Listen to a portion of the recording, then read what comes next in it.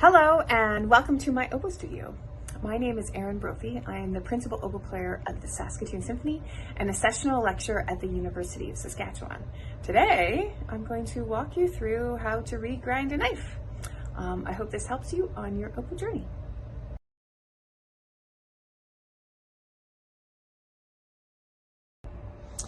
Here I have a beautiful Genday 15K knife. This is the third time I've reground it.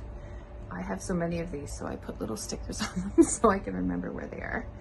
And I'm gonna start on the wicked edge.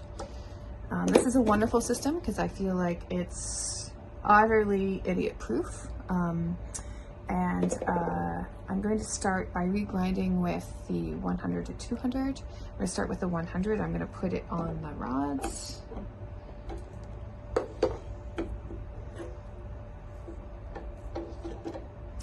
And before I begin, I'm going to check and make sure that the angles are set correctly for what I want to do. So on my right hand side here, I have it at 21, and on my left hand side here, I have it at 23. That's 23 degrees and 21 degrees. I really like that. Now I'm going to put the knife in the wicked edge. I use this Allen key to place the knife in the system like this,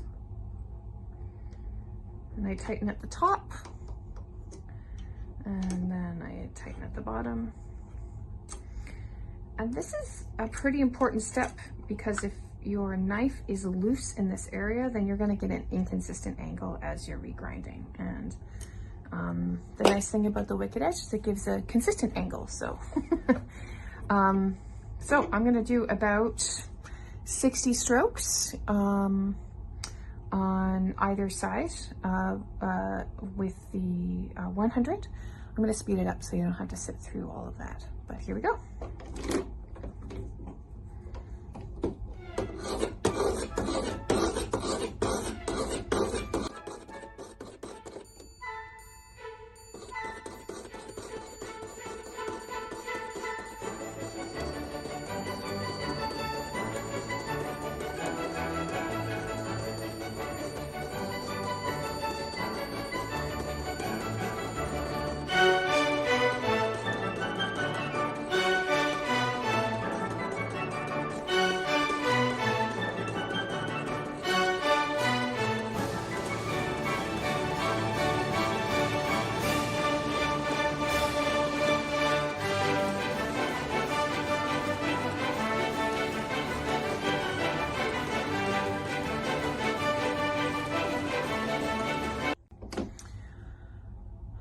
So that's about 60.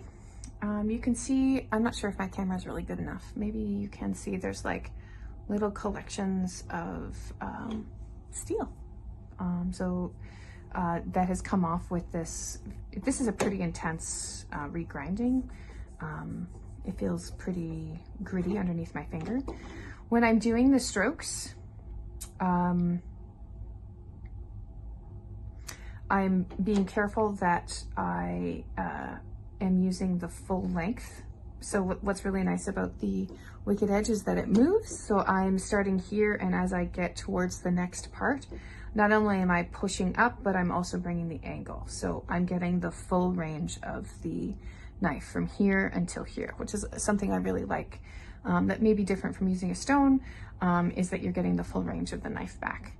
So I have completely reground this, and before I go on to the next grit level, I'm gonna grab a cloth. So I finished 60 at the 100 grit and the 200 grit. Now I'm gonna take them off, these paddles off, and I'm going to put on 400 and 600. I'm gonna start with 400. But before I do, I'm gonna take a much deserved swig of coffee. Okay, and on to 60 strokes. Oops. And again, I'm going to start from the back and go forward. I start on the left-hand side and then, oops, that was a 600. Here we go. So what's nice about the wicked edge, again, they're color-coded. I often notice the color before I do the number.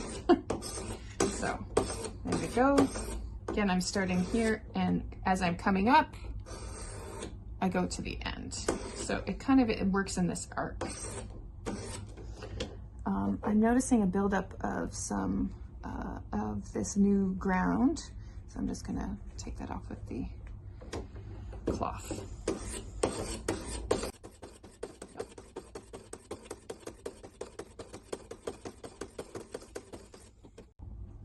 I finished the 400 and now I'm gonna flip it over to the 600. You'll notice that doing this consistently, doing 60 strokes on each grid paddle, that is what is so effective about the Wicked Edge system. My knife is very solid in here, and it hasn't moved at all. I continuously check the tightening rods here to make sure the angle is staying the same. And I've done 60 strokes on 400, and I'm gonna go to 600. Here we go. So I finished the 60, I've taken off the paddles. I'm gonna put on new paddles here. Now I have 800 grit and 1000 grit, and these are starting to feel really, really smooth. And these are the ones that I have to clean the most often. Oh, you can see on my finger. Oh, I'm gonna clean them right now. There we go. So I just take a little bit of isopropyl alcohol and I dab it, and I just put it on it just takes a little bit of the grit off. Sorry, not the grit. The steel, the residual steel that comes off as you're regrinding, because you are literally grinding the steel of the knife down. So, and I'm going to clean this one too. Get a little bit coming up. Great. Awesome.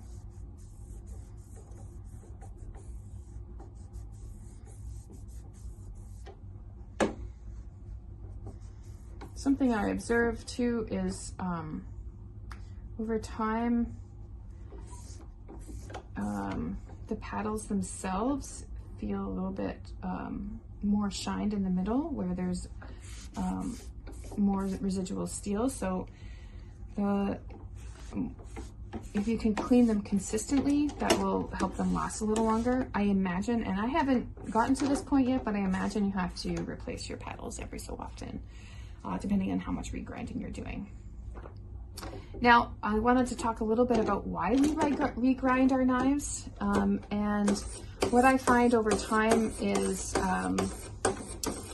as you're recreating the sharpness of your knife over time, it gets to a point where it's very difficult to sharpen your knife. And that's because the burr is so short that it's difficult to recreate all the time.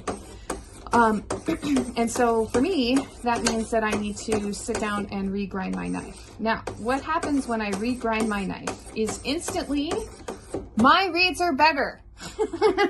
So I find that reeds, if I'm having a consistent run of reeds that are not functioning well or are difficult to create the sound that I'm looking for, or the intonation or the articulation, that I look to my knife. I find that a string of inconsistent reeds or difficult reeds is threaded by the knife. It's usually the knife's fault.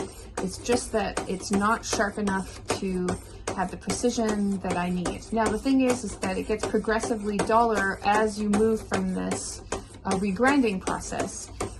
But it's very, very incrementally and small, and so sometimes it's very difficult to notice. So I've created a habit that every 10 days, sometimes every 14 days, depending on my concert schedule, I regrind a knife. I have a treasure trove of knives, and so I make sure that I always have at least one incredibly sharp knife if I'm going to go on tour or I'm going to be practicing for an extended period of time away from home, I will regrind as many knives as I can before I go, just so that I can make sure that I have the incredibly sharp knife always.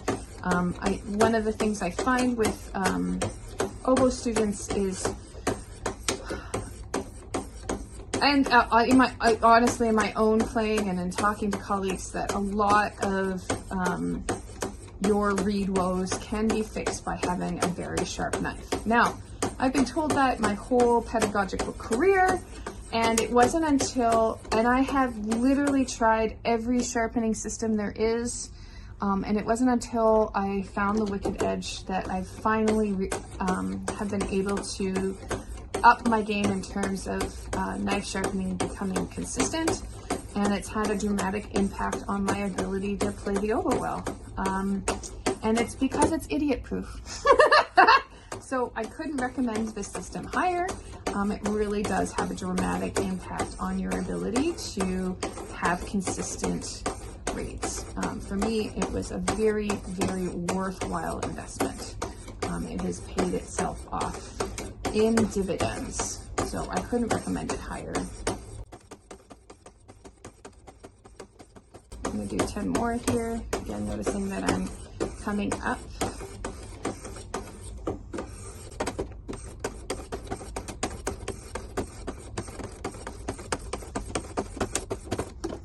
I'm going to take off that. And then I'm going into the final stretch, which is to do the 1,000. So I'm going to do 60 on each side for this one too. So I finished, and now I'm going to take my nail, and there is this incredibly sharp new edge. This is like getting a brand new knife. I do find that regrinding my knife, maybe I have 10, 12 regrinds in it before it becomes so short that I can't regrind it anymore. But the knife will always let me know when that point is. So now I'm going to take the Allen key, and I'm going to drop it first. Okay, no, undo it here, like this. Okay, and undo it here. There's my incredibly sharp knife. On to the next step. So my last step for getting this knife ready to use, I'm gonna hold this quite close. This has just come off the Wicked Edge, and I want you to see, do you see that knife, how consistent the angle is? I could never get that consistency on a stone, ever. I really love that about the Wicked Edge. So now I'm going to do my final, this feels really, if I put it on my thumb, it feels quite sharp. I have this burnishing steel. This is a Victorinox from Sheffield, England. What I like about this Victorinox is it has a harder edge here. No, that's not the word. A grittier place, and then there's a shinier place. I'm not sure you can see that because of the light. So there's a shinier version and then a grittier version. And so I use both of them. You'll see it kind of goes around the burnishing steel. Do you see that? That's a better angle. So I'm going to use the grittier one first. And I'm going to draw, again, I'm going to draw the blade towards me and at the same time move the angle. And I'm just lifting up ever so slightly from the burnishing steel. So I'm going to do 3 pulls toward me, and I'm going to check. And what I've done is I've created the burr going towards me now. That feels very sharp. And then I'm going to start at the bottom, and I'm going to again move up the blade using this angle so that I'm getting the full length of the knife. I'm probably going to do this twice. I find it to be like a 3-to-2 ratio generally, but I let the knife tell me. So I always check it on my thumb. That for me works. Lots of people use the hair on their arm. I just find it easier to use my thumb. So now I'm going to change to the shinier version of my burnishing steel, and I'm going to draw it again towards me, and I'm lifting up slightly at an angle so that the blade itself is touching, and I'm going to bring it towards me. That was 2, probably 4 on this side. And do you hear the sound that it makes a lot of my sharpening has to do with the sound. I mean, what a musician. And so now I'm going to lift up the other side. And how I know the angle is that I can just feel where, because this knife is in a triangle, I can just feel how much I have to lift up so that it's just the edge touching and no other part of the knife. So again, and this is a little bit more of a pronounced angle going up, and then I check. The burr that was going that way is now going the other way. And man, is that a sharp knife. Woohoo! On to making a great reed. Yes! Thank you for joining me today as I regrind my knife. If you're interested in more information or have questions, I have a free online community you're welcome to join called the Oboe School, and there's a link below this video. I look forward to meeting you there. Take care. Let's all become the oboe players that everyone wants to play with. Play the oboe with joy and ease.